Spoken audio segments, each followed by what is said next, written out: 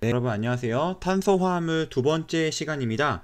지난 시간에 했던 내용을 이어서 같이 한번 보도록 하겠습니다. 우리가 지난 시간에 탄화수소 명명법에 대해서 우리가 같이 공부를 했던 것으로 기억을 하고 있는데요. 맞죠? 다시 해야겠네. 자, 다시 한번 적어 보겠습니다. 자, CnHen 플러스 2꼴, 우리가 이것을 뭐라고 부르냐면 알케인이라고 하죠. 알케인. 그 다음에 CnHen 꼴을 알켄이라고 하고요. 그 다음에 CnHen-2꼴을 알카인이라고 명명을 합니다. 자, 탄소의 개수가 두 개인 걸 가지고 한번 적어 볼게요. 자, 탄소의 개수가 두 개인 경우 C2H6가 되겠고요. 이 경우는 C2H4. 자, 마지막은 C2H2의 화학식이 나오게 됩니다. 자, 명명을 해보면 일단 기본적으로 전부 다 탄소의 개수가 두 개이므로 이 친구들은 명명을 하게 되면 에타가 되겠고요. 자, C2H6니까요. 에테인이 되겠고요. C2H4는 에텐이 되는 거고요. C2H2는 에타인이 된다. 이렇게 우리가 명명법을 지난 시간에 했었습니다.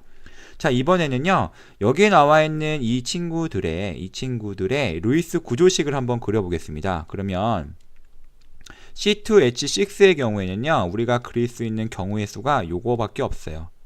자, 여기 H, H, H, H, H, H. 자, 옆에 C2H4의 경우에는 우리가 어떤 루이스 구조식을 그릴 수가 있게 되냐면 요러한 구조를 그리게 되죠. 자, 반면에 C2H2는 우리가 그릴 수 있는 경우는 뭐밖에 없습니까?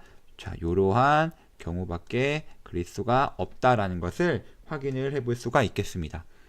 자, 선생님이 이 루이스 구조식을 왜 그렸냐면요, 여러분들의 눈치를 시험하기 위해서 그래요. 어떤 눈치냐? 요 알켄이라는 이 명명법, 요 알켄이라는 명명법과 요 알카인이라는 이 명명법은 어디에서 사용되는 명명법이냐? 어떤 결합에서 사용되는 명명법이냐? 자, 보시면요. 탄소와 탄소 사이에 단일 결합을 명명할 때 쓰는 방식이 알케인이에요. 그 다음에 탄소와 탄소 사이에 이중 결합을 명명할 때 사용하는 말이 알켄이고요. 탄소와 탄소 사이에 3중 결합을 명명할 때 쓰는 말이 알카인입니다. 알카인. 그래서 요 정도 여러분들이 일단 알고 계시면 좋을 것 같고요. 조금 더 이어서 한번 해볼게요. 자, 지금 선생님이 얘기하는 내용은 지금 선생님이 여기 펼쳐놓은 이 페이지 다음 장입니다. 여러분들 이 부분을 선생님이 기준을 한번 좀 나눠보고 싶어요. 그러니까 단순하게 단일결합, 이중결합, 삼중결합이 나와 있는 이 부분을요, 세 개로 분류하는 게 아니라요, 요렇게 한번 좀 분류를 해보려고 합니다. 요렇게. 그러면 요거와 요 나머지 이 두 개, 요 단일결합과 이중결합, 삼중결합을 두 가지로 분류할 수 있는 방법은 어떤 기준으로 우리가 분류할 수 있겠냐라는 거예요. 선생님이 이 과정을 왜 하냐면요, 여러분들 탄화수소라는 거는요, 우리가 이 탄소와 수소로 이루어진 물질이라는 것은요, 사실 굉장히 많습니다. 아주 무궁무진하다라고 할 수 있을 정도로 굉장히 많은 물질들을 가지고 있어요. 그러므로 이것들을 일일이 하나하나씩 개별적으로 공부를 하는 것보다는 이 탄화수소, 즉 탄소와 수소로 이루어진 이러한 물질들을 어떤 일정 분류 체계로 만들어 놓고서 얘는 어디에 속하고 얘는 어디에 속한다. 얘는 어디에 속함으로 얘는 이런 성질을 가지고 있다. 얘는 또 다른 곳에 속함으로 얘는 이런 성질이 있겠구나. 이런 식으로 분류를 해놓게 되면은 굉장히 이해를 하기에 편리하다라는 것이죠. 그래서 이 탄화수소를 분류할 필요가 생기게 됩니다. 그 첫 번째 단추로 쌤 지금 이거를 얘기한 거예요. 여기 보시면 요렇게와 요렇게로 분류하는 방법, 어떻게 분류하면 좋겠냐라는 거예요. 그래서 보시면 자, 이 친구는 현재 단일 결합이죠. 그 그 다음에 여기는 이중결합과 삼중결합이에요. 그래서 요거를 우리가 뭐라고 얘기하냐면 합쳐서 다중결합이라고 하죠. 한마디로 단일결합이냐 다중결합이냐로 쌤신 구분을 한 거예요. 그런데요 여러분, 요 단일결합과 다중결합을 어떤 측면에서 볼 수도 있냐면요, 요런 측면에서도 볼 수가 있어요. 어떤 측면이냐면요, 내가 여기 이중결합을 가지고 있는 여기에 내가 수소를 좀 더 넣고 싶어요. 그러려면 어떻게 하면 되냐면요, 요 탄소와 탄소 사이의 이중결합 중에 요 결합 한 가지를 끊어서, 자 한번 직접 한번 해볼게요. 자 이렇게 탄소와 탄소 사이의 이중결합이 이렇게 있는 이러한 상황에서요, 내가 여기 있는 이 결합을 하나를 딱 끊어 가지고요, 요 끊어진 만큼 여기에 누굴 넣어놓고 싶냐면 여기에 수소를 새로 첨가를 하고 싶다라는 거예요.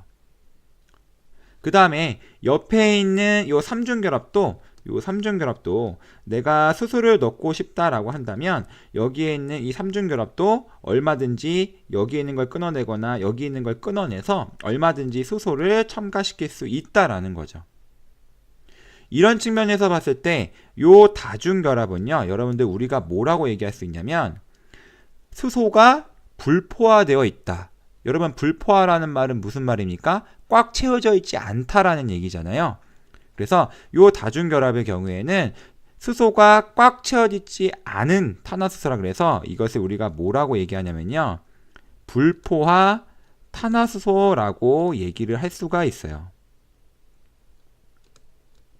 근데 반면에 여기 탄소와 탄소 사이 이 단일결합은 이중결합이나 삼중결합처럼 끊어낼 수 있는 것이, 끊어내서 수소를 결합할 수 있는 그런 여지가 없기 때문에 이런 경우를 우리가 뭐라고 얘기하게 되냐면요, 이 경우를 우리가 이미 수소로 포화되어 있다 라 그래서 얘를 포화 탄화수소라고 우리가 얘기를 하게 됩니다.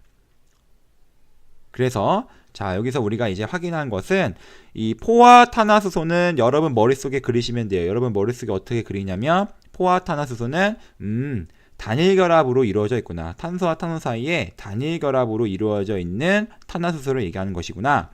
불포화 탄화수소는 탄소와 탄소 사이에 이중결합 내지는 삼중결합으로 되어 있는 탄화수소를 말하는 것이구나 라고 기억하시면 돼요. 그래서 이렇게 분류하는 방법이 한 가지가 있겠고요. 자, 또 한 가지 분류 방법은 이런 분류 방법이 있습니다. 여러분들 탄소의 개수가요 3개가 있는 물질이 있어요. 물론 여기에 탄소는 결합수가 4개이므로 수소가 다 결합해 있을 겁니다. 그런데 수소는 좀 생략을 할게요. 그런데 탄소가 3개가 이런 식으로 결합을 했을 수도 있지만 탄소 3개가요 이런 식으로 결합해 있을 수도 있어요. 여기는 물론 수소가 붙어 있는 겁니다.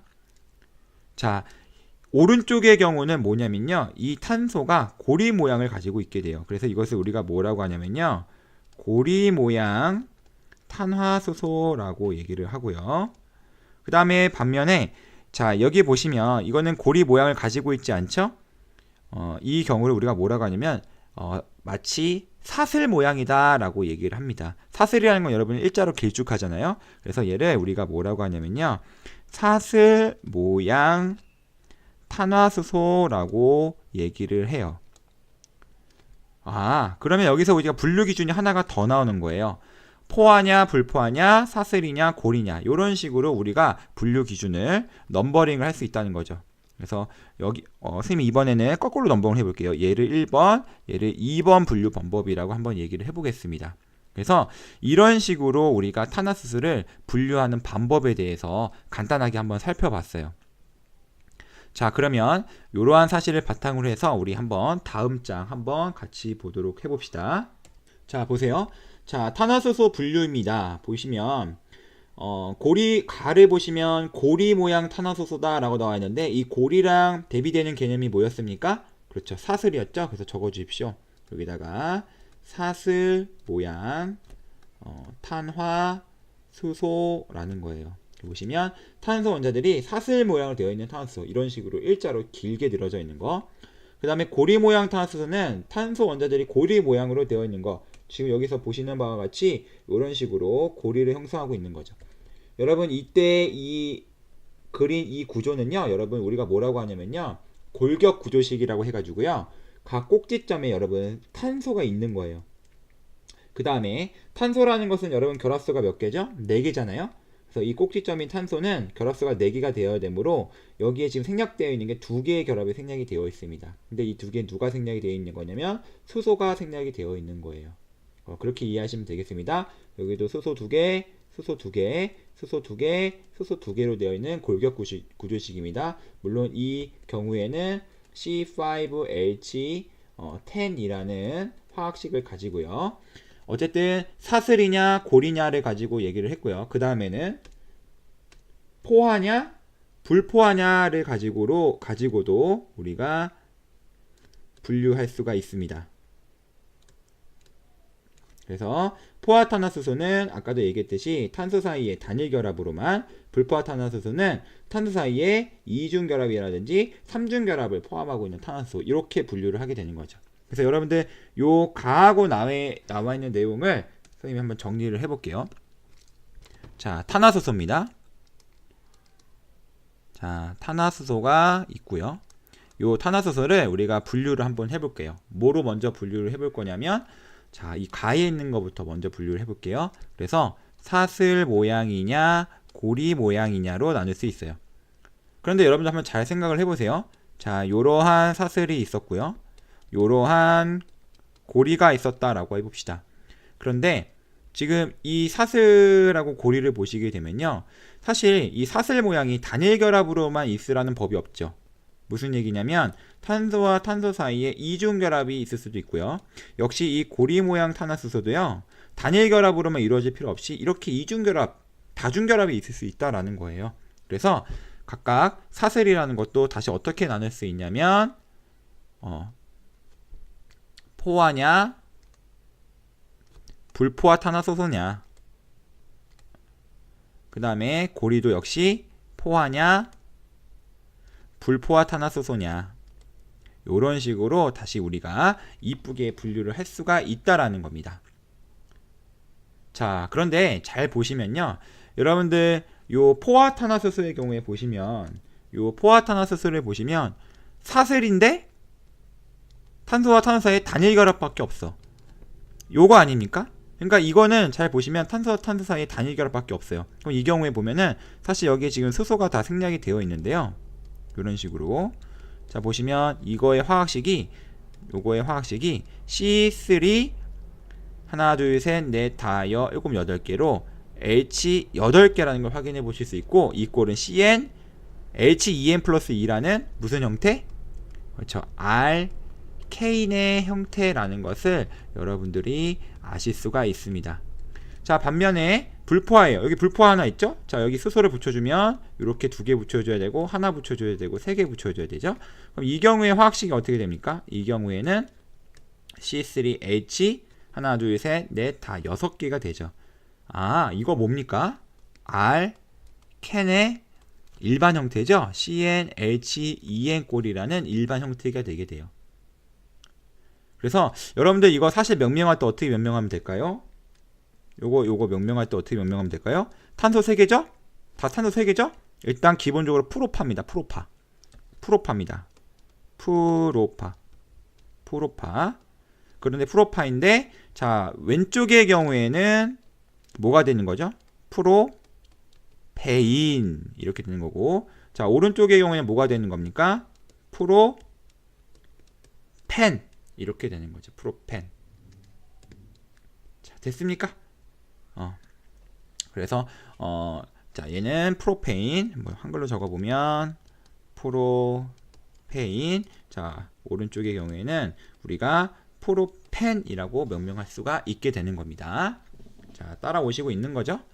물론 여러분들 사슬 중에 불포화가 알켄만 있는 건 아니에요. 역시 모두 있겠습니까? 삼중결합도 있을 수 있겠죠. 그래서 뭐 물론 여기까지 뭐 선생님 마저 그려보면 이런 식으로 삼중결합을 가질 수도 있다라는 거예요. 그럼 이 경우에 마저 수소의 개수까지 적어볼까요? 적어보면 자, 이렇게 되겠죠.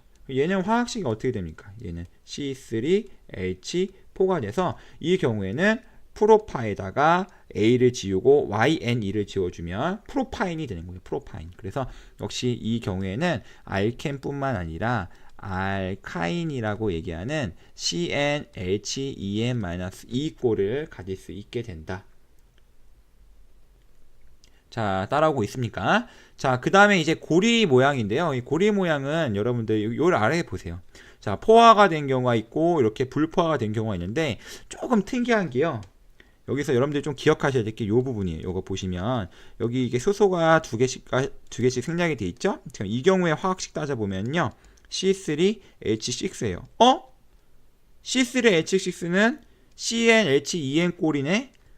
그러면 이거 명명할 때 알켄이라고 명명해야 되네? 라고 생각을 하는데요. 여러분들 고리 모양의 경우에는요. 사슬하고는 좀 다르게 보셔야 돼요. 어떻게 보셔야 되냐면요. 얘가 단일 결합이냐, 이중 결합이냐, 요걸 가지고 있는 걸로 명명을 해주셔야 돼요. 아까 선생님 앞에서 얘기했지만, 단일 결합이라는 것은 기본적으로 우리가 알케인이라고 명명하고요. 그 다음에 이중 결합은 알켄, 삼중 결합은 알카인이라고 명명하는 것처럼, 자, 이 고리 모양의 경우에는 단일 결합, 요거 화학식 일반식이 중요한 게 아니에요. 단일 결합이냐, 일중 결합이냐, 삼중 결합이냐에 따라서 명명법은 알케인, 알켄, 알카인으로 정해지는 겁니다. 자, 그러면 잘 보셔요. 고리 모양이라는 이 말을 영어로 쓰면요, 우리가 뭐라고 하냐면요, 사이클로라 그래요. 사이클로. 시클로라고 옛날 책에는 표현이 되어 있는데요. 자, 사이클로라고 고리 모양이니까 일단 사이클로가 들어가야 되겠고요. 탄소가 3개니까 프로파가 돼야 되겠는데, 이때 단일 결합으로만 이루어져 있으므로 요 A를 지우시고 단일 결합을 명명하는 방법이 뭡니까? 이거 왜 안 지워지죠? 단일 결합을 명명하는 방법이 뭐죠? 그렇죠. 에인이죠. 그래서 우리가 요걸 읽을 때는 사이클로프로페인이라고 읽는 겁니다. 사이클로프로페인. 자, 그럼 옆에는 어떻게 읽으면 될까요? 자, 옆에는 C3H4예요. 여러분 잘 보시면 여기 탄소가 이렇게 두 개가 있고 하나 C3H4. 그러면 이 C3H4 이거 CnH2n-2꼴이거든요. 그럼 이걸 우리가 알카인이라는 명명 방식을 이용하냐는 거예요. 그거 아닙니다. 고리의 경우에는 이중결합을 가지고 있으므로 기본적으로 알켄이라는 명명을 사용해야 돼요. 그러니까 여기서는 사슬 모양에서 썼던 일반식이 적용되지 않는다. 고리 모양에는 그걸 기억하시고 요거 명명해보면 일단 고리니까 사이클로, 그 다음에 탄소에게서 3개니까 사이클로 프로파에 요 A를 지우고 뭐가 들어가면 될까, 여러분? 그렇죠. 이중결합이니까 ENE가 들어가서 요거 명명할 때는 사이클로프로펜이라고 명명을 하면 되겠습니다. 자, 잘 따라오고 있습니까? 네, 훌륭하고요. 그래서 이 포화탄화수소의 경우에는 우리가 뭐라고 읽냐면요, 우리말로 사이클로 알케인이라고 명명을 하게 되겠고요. 이때의 일반식은 조금 사슬 모양일 때 뭐와 같다? 알켄과 같다라는 거를 기억하시면 좋겠습니다. 그 다음에 이 불포화탄화수소의 경우에는 역시 사이클로 알켄이라고 명명하고요. 자, 이때의 일반식은 마치 뭐와 같다? 사슬 모양의 알카인과 같다라는 거죠. CnH2n-2꼴과 같다라는 것을 여러분이 확인해 볼 수 있어요. 근데 그럴 수밖에 없는 게, 여러분 고리를 만들었잖아요. 얘랑 고리를 만들었다고요. 그러니까 결합수가 하나가 줄어드니까 당연히 여기랑 여기에 들어가야 될 수소의 개수가 하나씩 줄어드니까 2개가 더 줄어들 수밖에 없어요. 그래서 이게 사이클로라는 이 고리 모양이 되게 되면 기존에 있던 알켄에서 이 수소의 개수가 2개가 줄어들 수밖에 없습니다. 이렇게 우리가 이해하시면 되겠다라는 겁니다. 그래서 이 부분을 다시 한번 같이 한번 보시면요. 자, 탄화수소는 사슬과 고리로 나눠지고 사슬과 고리는 다시 포화냐 불포화냐로 나누게 됩니다. 이때 사슬의 포화는 알케인, 사슬의 불포화는 알킨과 알카인. 자, 고리는 다시 포화와 불포화로 나뉘면서 고리 모양의 포화는 기본적으로 고리라는 것은 사이클로라는 명칭을 사용한다 그랬죠. 그래서 사이클로라는 말이 들어가게 되고요. 포화탄소는 사이클로 알케인, 불포화탄소는 사이클로 알켄이다 라고 의미한다는 거. 그 다음에 사이클로라는 고리 모양이 들어가게 되면 기존의 알케인에서 수소의 개수가 2개가 줄어들어서 이렇게 되고, 역시 알켄은 기존의 알켄에서 2개가 더 줄어들어야 되니까 2n-2가 된다라는 것까지 우리가 살펴보았습니다.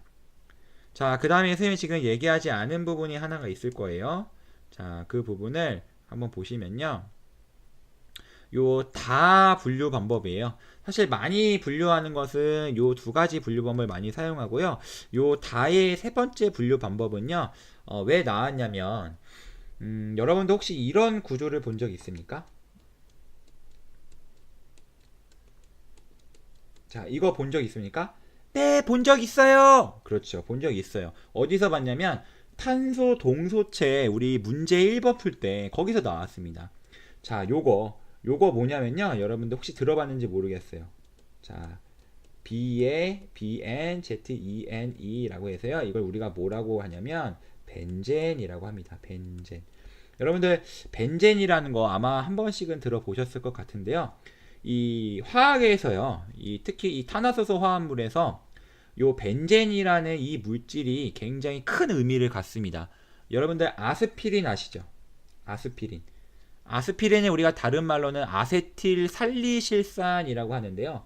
여러분 아세틸 살리실산이라고 하는 요 물질의 구조식을 살펴보면요. 여러분들 골격 구조식으로 한번 그려보면 요렇게 벤젠 고리가 있고요. 여기에 뭐가 있냐면요. 요런 식으로 결합이 좀 형성이 되어 있어요. 이게 우리가 얘기하는 뭐냐면요. 아스피린이에요. 여러분 아스피린.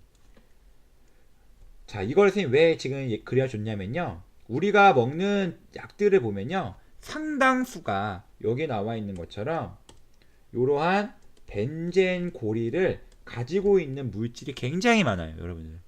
그래서 이 유기화학이라는 이 탄소화합물을 공부하는 이 부분에서는 요 벤젠 고리를 가지고 있냐 또는 가지고 있지 않느냐를 가지고 탄화수소를 분류하기도 합니다. 그래서 우리가 그 분류 방식의 3번째를 보는 거고요. 일반적으로예요. 물론 그렇지 않은 경우도 있지만 일반적으로 이렇게 벤젠 고리를 가지게 되면은 향기가 나게 돼요. 그 물질이. 그래서 향기가 난다 그래서 이 벤젠 고리를 가지고 있는 경우를 우리가 뭐라고 우리가 얘기를 하게 되냐면요. 방향족 탄화수소라고 얘기를 합니다. 방향족 탄화수소라고 얘기를 하게 돼요. 그래서 마지막 분류 기준으로 지방족과 방향족으로 나누게 됩니다. 지방족은 벤젠 고리를 가지고 있지 않는 탄화수소를 얘기하는 것이고요. 방향족 탄화수소는 벤젠 고리를 가지고 있는 탄화수소를 얘기를 하게 됩니다. 그래서 이렇게 다 분류를 해놓고 맨 마지막에 이렇게 어쨌든 벤젠이라는 것도 여러분 보시면 어떻습니까? 벤젠이라는 것도 보시면 고리 모양을 가지고 있는 데다가 불포화 탄화수소죠? 이중결합을 가지고 있으니까 그래서 고리 모양이면서 불포화 탄화수소인 이 부분에 벤젠이 속하게 되고요. 이렇게 벤젠 고리를 포함하고 있는 경우를 우리가 방향족 탄화수소, 그렇지 않은 경우를 우리가 지방족 탄화수소라고 분류를 하기도 한다라는 것을 여러분들이 기억하시면 되겠습니다. 자, 이번 시간에는 탄화수소의 분류 방법에 대해서 3가지 분류 방법에 대해서 공부하였습니다. 자, 수고하셨습니다.